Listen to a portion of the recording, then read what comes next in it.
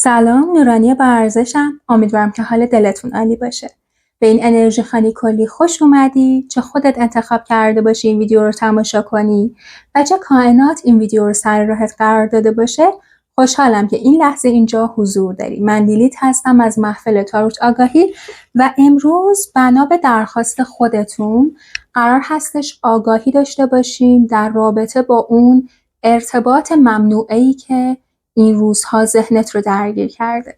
رابطه‌ای که شاید خودت میدونی رابطه سالمی نیست، رابطه ماندگاری نیست و همه چیز در طی این رابطه تو رو مضطرب کرده، اما دل جدا شدن از این ارتباط رو هم نداری و فقط کافی هستش که ویدیو رو لایک کنی و کد همسویی 222 رو توی کامنت ها بنویسی تا با این پیام همسو باشی. امیدوارم که در نتیجه این انرژی خانی بتونم تو رو راهنمایی کرده باشم تا بتونی تکلیفت رو توی این ارتباط ممنوعه بدونی. اول از هر چیزی مشخصاتش رو به ذهن بیار. امروز قرار هستش از تاروت و لاو مسیج ترکی برات کمک بگیرم تا این رابطه آنالیز بشه. بریم ببینیم وضعیت کلی رابطه چی هستش و قرار این رابطه به کجا برسه.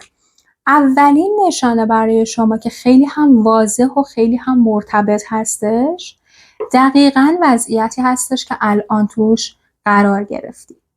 احساس میکنی فشار روحی زیادی روته، وظایف این رابطه رو روی دوش خودت میبینی.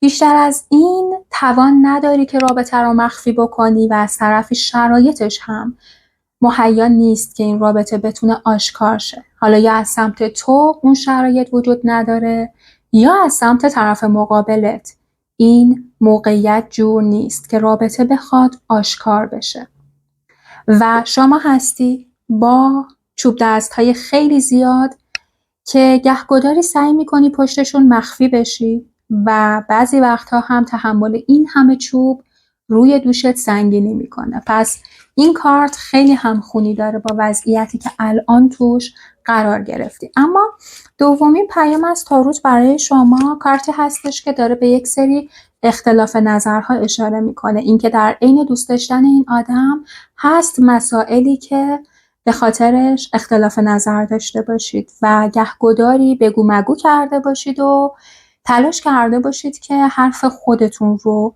به کرسی بنشونید و همون قدری که تو حق داری نظرت رو ابراز کنی، اون هم این حق رو به خودش داده و ته این صحبت و مذاکره ها رسیدید به این نقطه که من حرف تو رو نمیفهمم، تو هم حرف من رو نمیفهمی و بیا فعلا کار به کار هم نداشته باشیم یا با قهر و ناراحتی از هم دیگه فاصله گرفتید. اما چیز دیگه ای که آشکار هستش اینه که این رابطه برای شما شده تبدیل به یک راز بزرگ، یک رازی که حتی بعضی وقتها جرأت نمی کنی راجع بهش با خودت صحبت کنی و همین موضوعه که فشار این رابطه رو براتون بالا برده. شما هستی که احساس میکنی باید کوچکترین جزئیات مربوط به این رابطه رو هم مخفی بکنم وگرنه به درد سر میافتم. و یا طرف مقابلتونه که مدام از شما درخواست میکنه که لطفاً سر به مهر باش، لطفاً مخفی باش و خودی نشون نده. و شاید شما با آگاهی از این موضوع وارد رابطه شدی، اما الان به نقطه‌ای رسیدی که تحمل بیش از اندازه این شرایط برات دشواره و همینه که احساس سردرگمی برات ایجاد کرده و تو رو پای این انرژی خنی کشونده. بچه گهگداری تصورتون به این رابطه میشه مثل احتکار کردن یک چیز، مثل شخصی که دوست داره یادگاری جمع کنه، مثل آدمی که دوست داره پولهاش رو توی حسابهای بانکی مخفی نگه داره بدون اینکه کسی بدونه. و این موضوع میتونه برای شما هیجانی هم داشته باشه، اما اگر بیام این رابطه رو توی ترازو بسنجم، اضطراب این رابطه خیلی بیشتر از هیجان‌های این رابطه است. حداقل الان توی موقعیت قرار گرفتیم که میتونم به وضوح این کلافگی رو در شما ببینم. اما اینجا ما کارت قدرت پنهان رو داریم و قدرت پنهان یا قدرت نهانی داره از شما صحبت میکنه، اینکه شما مهارت این رو داری و یا در توانت هست که بتونی شرایط رابطه رو به چیزی متفاوت تبدیل بکنی.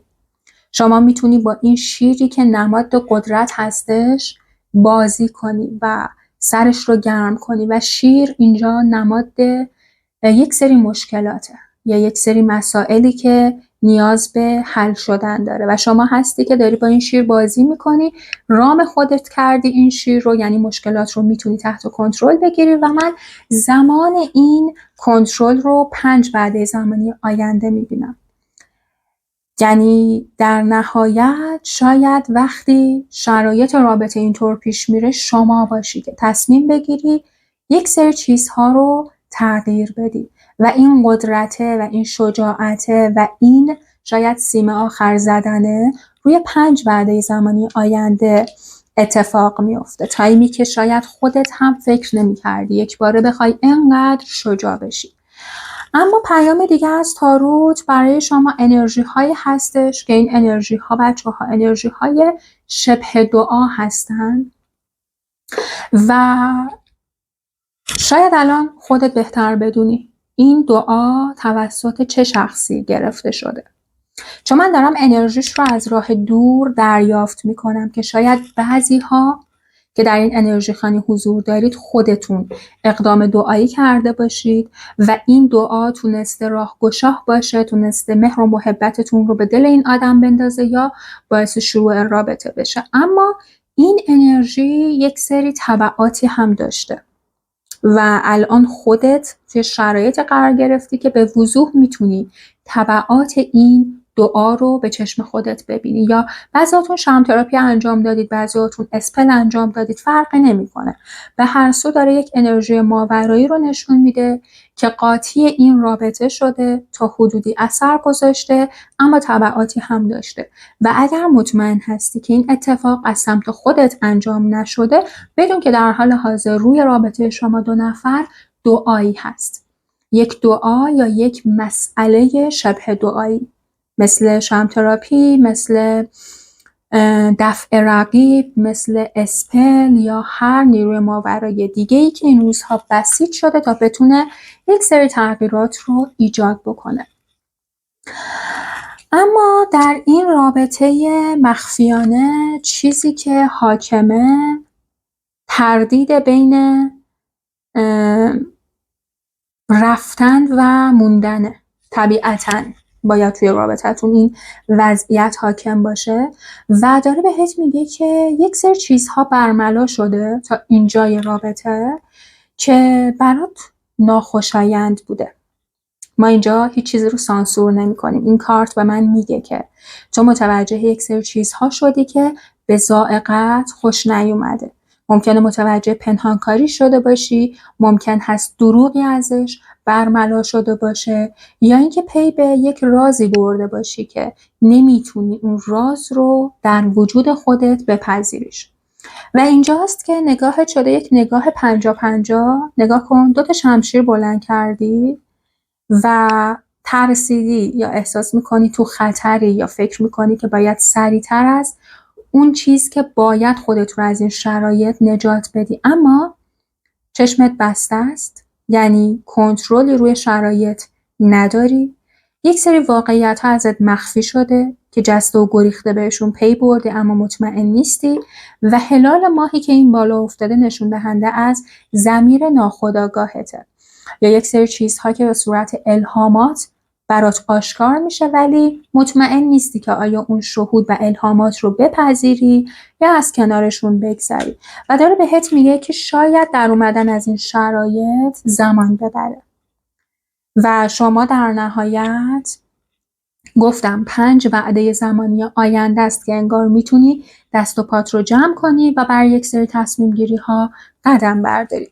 اما پیام دیگه برای شما مرور گذشته است. یک چیزی که در حال حاضر توی این رابطه ممنوعه مشترک بین شما 2 نفر این هستش که هم شما داری به گذشته رابطتون فکر میکنی و این شکلی هستی که در گذشته اتفاقهای قشنگی افتاده که من نمیتونم از کنارشون بگذرم و هم طرف مقابلت بچه ها که داره بهت میگه رابطتون بارها درگیر مشکل شده، اما طرف مقابلتون به خاطر اینکه دل جدا شدن از شما رو نداره و یا در گذشته چیزهای قشنگی رو تجربه کردید که این آدم با هیچ کس دیگه‌ای تجربهش نکرده، پس تلاش کردید که دوباره به سمت هم برگردید و داره بهت میگه که این خاطرات شماها رو پاگیر کرده، هم تو رو هم طرف مقابلت، و نمیتونید بگذرید یا نمیتونید در حال حاضر چاره‌ای پیدا کنید برای شرایط فعلی.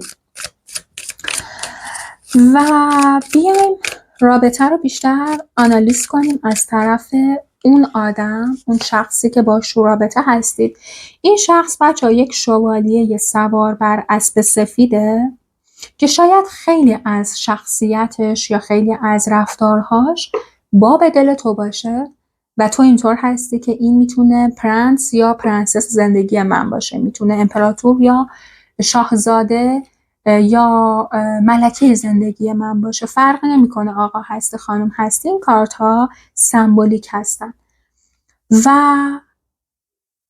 این خوشاینده باعث شده، یعنی اینکه شما از این آدم خوشت میاد، باعث شده که چشمت رو به روی بقیه آدم ها ببندی و با اینکه یه سری چیزها رو میدونی که درست نیست، اما همچنان برای این رابطه صبور باشی. بچه طرفتون میخواد یک تصمیم خیلی عجله‌ای بگیره.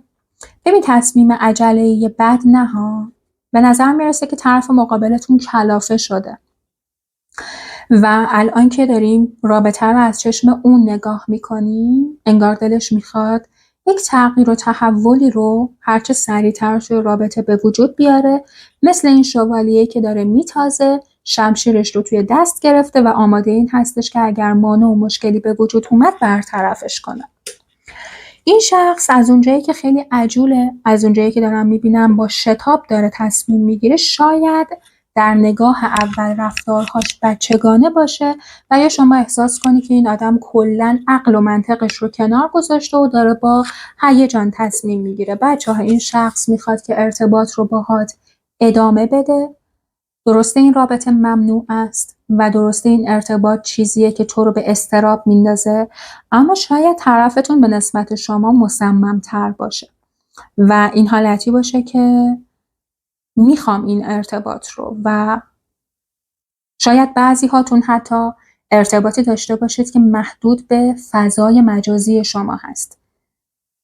مهم نیست چند وقت با این آدم تو رابطه هستی، انرژی برای اکثریت این هستش که رابطه محدود به فضای مجازیه، محدود به چت کردن، تلفن زدن، محدود به یک سری ارتباط‌های راه دوره و شاید اون ارتباط نزدیک خیلی محدود و کم بینتون اتفاق بیفته. طرفتون نمیخواد اون رشته‌ای رو که بینتون هست قطع کنه و اینجا من متوجه یک رشته نامرئی میشم که شما هر چقدر تلاش میکنید این ارتباط قطع بشه، اون رشته شماها رو وصل نگه میداره. اما طرفتون در حال حاضر دلو زده به دریا. و بچه ها من این کارت رو دیدم، اما بیا پیامش رو جور دیگه‌ای به گوشت برسونم. شاید یک آگاهی باشه برای اینکه بتونی از خودت مراقبت کنی. و این قسمت داره بهت میگه که ببین طرفت ممکنه اونقدر خسته بشه از شرایط فعلی که یهو تصمیم بگیره برخلاف محدودیت هایی که دارید یک تصمیم خیلی شتاب زده و عجیب بگیره. من اینجا واسه شوالیه رو هم دیدم، این در راستای این کارت هستش. داره میگه که طرفتون رو آسی نکنید توی رابطه و یا طرفتون رو هیجان زدش نکنید یا بهش قول و وعده های الکی ندید. بهش این اطمینان رو ندید که تحت هر شرایطی همراهش هستید. شرایط زندگیتون رو بسنجید. بعضی هاتون متأهل هستید، بعضی هاتون اون شخص متأهله، بعضی هاتون جفتتون متأهل هستید، بعضی هاتون جفتتون سینگل هستید، اما این رابطه ممنوعه، یعنی دیگران از این ارتباط حمایت نکردن و احتمالاً هم حمایت نمی‌کنن. پس داره بهتون میگه که اگر طرف اومد درگیر تصمیم گیری های شتاب زده بشه، شما باید ترمزش رو بکشی، چون این کارت پیشگویی هستش از اتفاقهای آینده. و عزیز من، چیزی که میتونه در نتیجه شتاب زدگی اتفاق بیفته آسیبه. پس فعلا زمان این نیستش که پلهای پشت سرتون رو خراب کنید. و اما کارت راهبه داره این پیام رو میرسونه که نگاه این آدم به شما اینه که شما شاید روی احساساتت سرپوش میذاری و نمیدونم حالا یا واقعا این اتفاق افتاده که طرفتون احساسش کرده یا اینکه ذهنیت خودشه. این حالتی هستش که من فکر میکنم تو روی احساساتت سرپوش میذاری یا عشقت رو بروز نمیدی یا در مرحله آخر به این نتیجه میرسه که اصلا من رو دوست نداری. و همه اینها به خاطر این هستش که گهگداری اون آدم بی منطق و عجول میشه و هیجان زده عمل میکنه و شما تو رابطه شخصی هستی که منطقی تر پیش میری.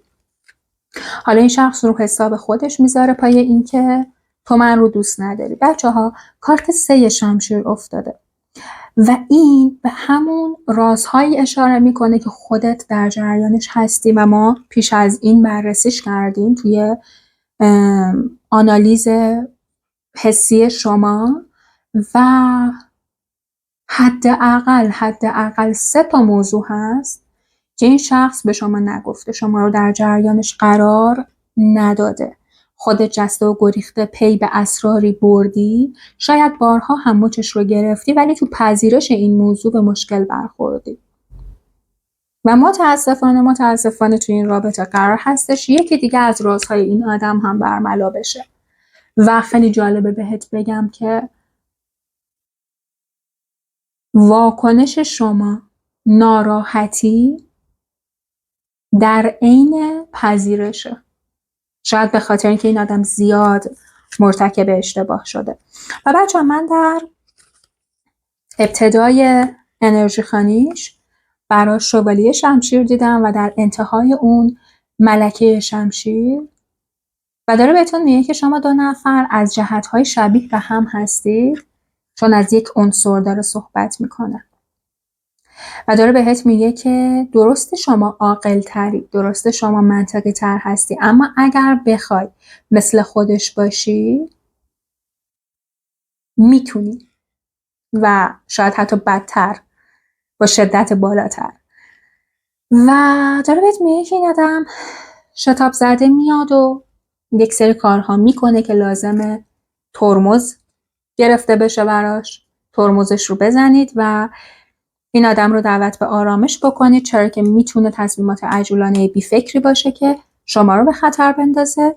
یک سری رازها قرار هست دوباره برملا بشه و یک سری اسراری فاش بشه و شما پی به یک سری موضوعات ببری. اینجا بیشتر از 3 موضوع رو داره نشون میده و این بار شما هستی که روی موضع قدرت میفتی و این حالتی هستی که من این بخش از رفتار تو رو نمیپسندم، این رفتارت باعث آزار من شده، این بار هشدار آخریه که بهت میدم. و بچه‌ها این نشون از شجاعت شما داره. من توی کارت در واقع قدرت پنهان هم بهتون گفتم قرار 5 زمان آینده شما شجاعتی پیدا کنی که روند رابطه رو تغییر بدی و باز اینجا داره بهت میگه که این بار شما هستی که شمشیر رو از دست طرف میگیری و خودتی که رابطه رو پیش میبری. پس در نهایت شماهایی که نیت کننده هستید قرار روی 5 زمان آینده برای این رابطه تصمیم بگیری و یک سری چیزها رو تغییر بدی.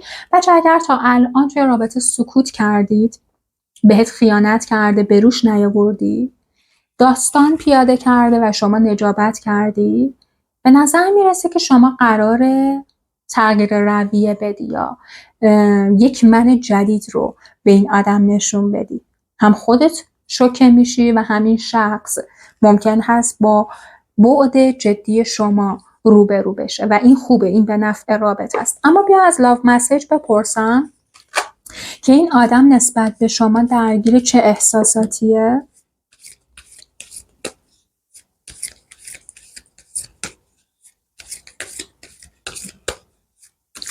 اگر تا اینجای انرژی خانی پیامی که باید برات آشکار شد، انرژی و ارتعاش این محفل رو دوست داشتی و احساس کردی که دوست داری با ما در یک محفل باشی، ممنون میشم که سابسکرایب کنی و اینکه ویدیوی قبلی ما فکر میکنم همین لحظه که دارم این ویدیو رو ضبط میکنم 1500 نفر بازدید گرفت تا آخرین لحظه که من چکش کردم. این فوق‌العاده است، یعنی اصلا انتظار این استقبال رو نداشتم. خوشحالم که یکی از ویدیوهای محفل دیده شده. امیدوارم شماهایی که این لحظه در این انرژی خانی هستید از افرادی باشید که اون ویدیو قبلی رو هم دید و تصمیم گرفت که سابسکرایب کنه و اینکه وجودتون باعث دلگرمیه. واقعا میگم، یعنی چون من از صفر شروع کردم، هر یک نفر 1000 نفر برای من میارزه و واقعا امیدوارم که ارتعاش و حضورت به بهترین شکل ممکن به خودت برگرده. اما برای پاسخ به این سوال که درگیر چه حسی نسبت به شماست، پاسخ رو از لاو مسیج برات میگیرم. چقدر هم که پیام واضحه، تقلا و تلاش. این تصویرش معکوس میفته. شما تصویر رو هم ببینی میدونی که هم تو داری تقلا میکنی هم اون داره تقلا میکنه و جفتتون دارید به عناوین مختلف تلاش میکنید رابطه رو از این وضعیت نجات بدید و داره بهت میگه که به جای اینکه هر کدومتون جدا جدا تلاش کنید، آیا بهتر نیستش که همزمان با هم تلاش کنید؟ و این یک سوالیه که کارت‌ها از تو میپرسن. میگه که بیایید صحبت کنید با هم، مشکلاتتون رو پیدا کنید و بعد به جای اینکه هر کدوم جداگانه برای رابطه تلاش کنید، با هم در راستای نجات رابطتون تلاش کنید. دومین کارت داره میگه که این شخص تمام وجودش رو ترس و اضطراب فرا گرفته و اضطراب شده مثل یک حاله سیاه افتاده تو زندگی این آدم و این ترس و اضطراب از دست دادن شماست و اینکه وقتی شرایط رابطه پیچیده میشه، شما حرف رفتن میزنی یا ذاتاً تو رابطتون اختلاف میفته، این آدم درگیر اون حاله ترس و وحشت میشه و احساس میکنه که نمیتونه رابطه رو نجات بده و دیگه شما رو از دست داده. در کنار شما احساس خوشبختی میکنه، از داشتن و تجربه کردن این ارتباط به شدت راضیه، اگرچه که بعضی وقت رابطه خطرناکه و ادامه دادن رابطه دشوار میشه، اما در کنار شما بودن براش حس خوشبختی رو تداعی کرده و یک سری چیزها رو تجربه کرده در کنار شما که براش خوشایند بوده. دوست داره شما رو ببینه، ملاقات کنه و بچه به نظر میرسه که این آدم از شما مشتاق تره. شاید شما بیشتر تو اون افکار منفیه گیر کرده باشی، اما طرف اینجوریه که اوکی رابطمون پرخطر هست اما من از تو خوشم میاد و این آدم از شما درخواست یک ملاقات داره یا خوشش میاد که بتونه شما رو ببینه و احساس میکنه که توی ملاقات میتونه احساساتش رو بهتر بروز بده به نسبت اینکه بخواد پشت گوشی تلفن رابطه رو پیش ببره. به شما اعتماد کامل داره و بچه هر کسی که به این شخص آسیب زده باعث شده که این شخص بی‌اعتماد بشه به همه چیز. انگار فقط شما هستید که میتونید اعتماد این شخص رو جلب کنید و بین این همه آدم فقط شما رو باور داره. به خاطر همینه که نمیخواد رابطه رو از دست بده. بچه شما با بیان کردن مشکلاتی که بینتون هست، اینکه رابطه ممنوع است، باعث میشید این آدم هی با گذشته مواجه بشه، هی برگرده سر نقطه اول و ببین این موضوع نمیتونم بگم تو اشتباه میکنی یا اون اشتباه میکنه، داره میگه که تفاوت داره نگاهتون. این آدم، شخصی که نیت کردی و باش تو رابطه هستی، در زمان حال زندگی میکنه، به خاطر همین دلشوره آینده رو نداره و شما آینده نگر هستی و همینه که باعث میشه هی شما ازش بخوای رابطه رو تعیین و تکلیف کنه، اون آدم مضطرب بشه، چرا که دوست داره از لحظه خودش لذت ببره. به این پیام عمیق فکر کن. این تفاوت نگاهتون میتونه بعضی وقتا ناراحتی ایجاد کنه. و این آدم زمانی که مجبوره با گذشته خودش و زندگیش و شرایط رابطه روبرو بشه افسرده میشه و اصلا دوست نداره چشمش به روی واقعیت رابطه باز شه. دوست داره از لحظه های رابطه با شما لذت ببره و بیخیال مشکلات باشه. نمیدونم این خوب هست یا نه، میتونه بیخیالیش باشه یا میتونه لذت گراییش باشه، نمیدونم، قضاوتش پای خودت، ولی خب اینطور هستش. و اگر بهت آخرین کارت از این دک رو نشون بدم، مطمئنم که با یک لبخند خیلی بزرگ این انرژی خانی رو ترک میکنی و اون هم کارت عشقه. یک کارتی که تو از ته قلبت میخواستی آشکار بشه، تو دوست داشتی که این پیام رو از دهن من بشنوی و طرف دوستتون داره، عشق دو طرفه بینتون جاریه. این آدم از سر دوست داشتن شما رو نگه داشته، مرتکب یک سری اشتباهاتی شده که البته در ادامه شما به روش میاری و شاید جدیتی که از سمت شما اتفاق میفته باعث بشه که این آدم دست از یک سری اشتباهاتش برداره. و من این انرژی خانی رو با این کارت عشق برای شما تمومش میکنم، چرا که احساس میکنم پیام واضح بود براتون، ولی یک در واقع توضیحی بدم در رابطه با سوژه این انرژی خانی. به هر حال هر کس زندگی داره، هیچ کس قرار نیست توی قبر اون یکی بخوابه. شرایط زندگی آدم ها زمین تا آسمون با هم متفاوته. درسته که ما یک سری اتفاقهای مشابه رو تجربه میکنیم، فقر و نداری و ورشکستگی و طلاق و بارداری، اینها اتفاقاتی هستن که خیلی ها تجربهش میکنن، اما الزامی به این نیست که هممون مثل هم تصمیم بگیریم، مثل هم زندگی کنیم، پس همدیگر رو قضاوت نمی کنیم. با انرژی خوب توی این محفل حضور داریم که انرژی خوب به همون برگرده و منظور از رابطه ممنوع صرفا رابطه های فرازنشویی نبود. میتونه رابطه فرازنشویی هم باشه، میتونه هم شامل رابطه ای بشه که شاید خانواده ها مخالفن. شاید رابطه باید بنا به شرایط اون دو نفر مخفی بمونه. پس همدیگر رو قضاوت نکنیم، نور به راهتون بشه و امیدوارم که توی ویدیوهای بعدی هم ببینمت.